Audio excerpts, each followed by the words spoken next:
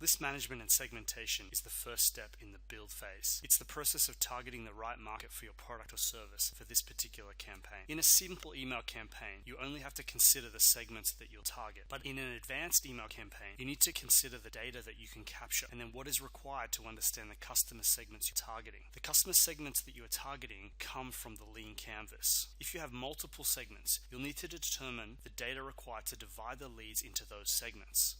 Let's consider the Dyson vacuum cleaner example. In this campaign, we're targeting 3 segments: parents with pets and kids, cleaners, and people with allergies. What we need to do now is reconcile the segmentation data we already have with what we need to get in this campaign. Firstly, we need to examine the data we already have. Let's say, for example, we had first name, last name, country, and state. This is not sufficient information to segment leads into our 3 segments. So what we now need to do is consider the questions we need answered for correct segmentation. Improving data quality is not just important for this campaign, but for future campaigns. Questions we would need answered to segment people correctly are: do they have kids? Do they have pets? Do they have allergies? Are they a professional cleaner? And do they live in Metro Sydney or Melbourne?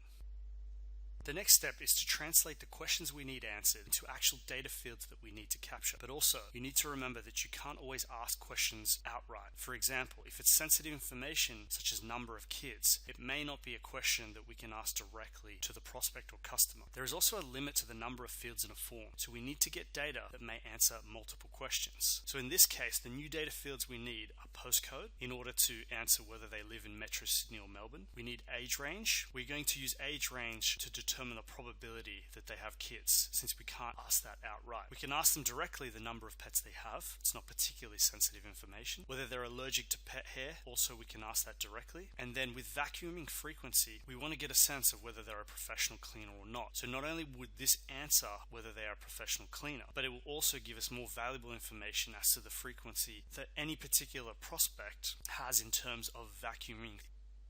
The last step is to design a form around the new data fields we need to capture. There are many ways to design a good form for the same data fields. However, some principles to remember are: make it easy for the prospect or customer to fill in. So it's better to use checkboxes and drop-down fields rather than having people type free text. More importantly, this will improve your data quality because it removes the possibility of someone mistyping. For example, we could have asked age and had people type in the actual number. However, this would most likely cause errors in the data because people could mistype it. But also, a lot of people may regard age as a sensitive part of information. So if we put it in a drop-down menu with age regions, it's also less personal, as well as being easier to enter. The last thing is to consider what is actual useful information. For example, for the number of pets, we may have simply let them enter a number for the number of pets. However, perhaps for our segmentation, it's only interesting if we know whether they have 1 or multiple pets or none. We don't necessarily need an exact number, so you would reflect that in the drop-down supplied.